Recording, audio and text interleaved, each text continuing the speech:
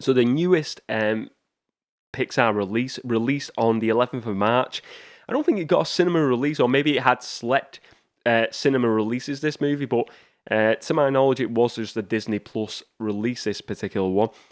What can I say about Turning Red? So the kind of the premise of the story is this young girl called May, who is a Chinese Canadian girl, and she basically her family run this temple where they get tourists going there in Toronto, and it's like showing off the family history, and they basically within their family they worship this particular animal called the red panda, and it's this red panda, and it's part of like the family legacy. And basically, when May, the young character, turns 13, or when she turns 13, she starts turning into this panda, basically, when she gets stressed out. And this is like where it starts in this movie. And it's kind of, I got like Teen Wolf vibes from this, the Teen Wolf movie vibes. I've never watched the TV show, but it kind of got like feels from that from the start of the movie, where she's turning into this red panda, and it's how she deals with it, and she's obviously turning into a young a young teenager at the time as well. It's all these new emotions, and she's turning into this red panda and trying to hide it from people.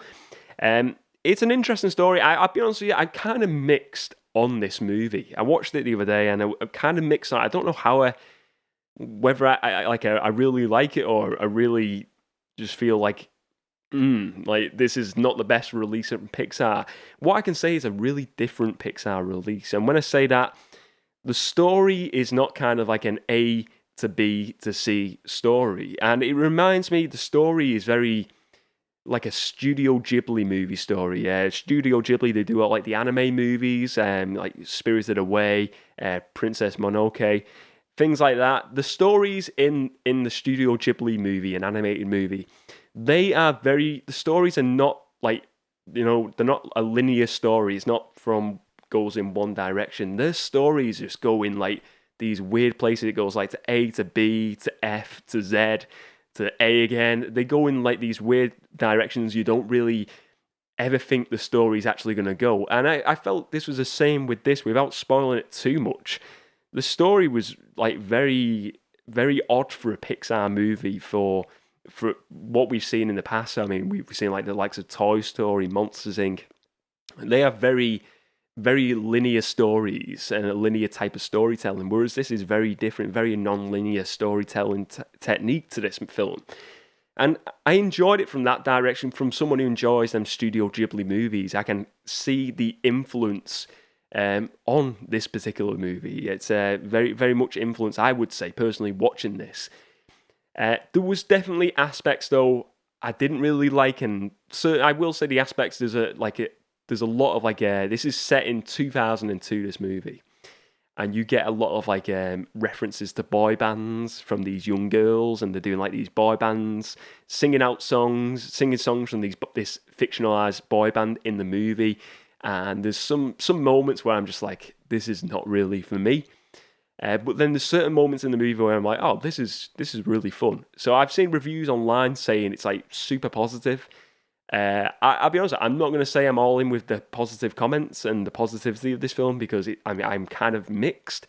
I think it's going to be one where some people will really enjoy this movie, and on the other side of the camp, maybe you're sitting where I am, where you're just kind of like unsure. Maybe a few watches of this movie would maybe change your mind, and maybe if I watch this another 2 or 3 times, I'm going to get a full opinion of this, and it's going to be either I really dislike this movie, or I really enjoy it, because it's so different from your average Pixar release.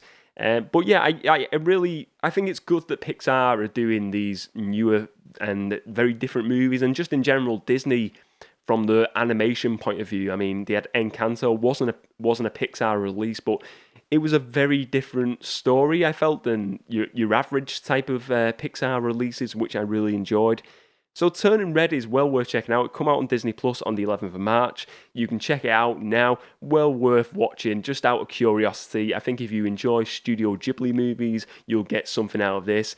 Even if you are not a fan of Studio Ghibli and you are just a Pixar fan, check it out just through curiosity, because you may like this movie. You may have a rather than a mixed feelings like I do, you may really love this movie like a lot of other people are loving from the reviews online. But that is Turning Red. That is out now for everyone.